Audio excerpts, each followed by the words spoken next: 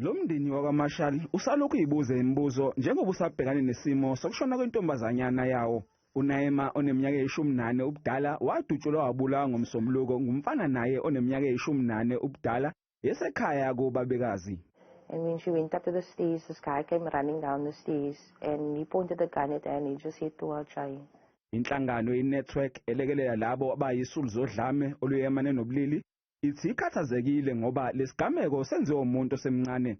Of young perpetrators at schools feel that they can look under girls' dresses with the little mirror stunt, and they feel that they can touch girls, and they actually feel that they can kick girls around.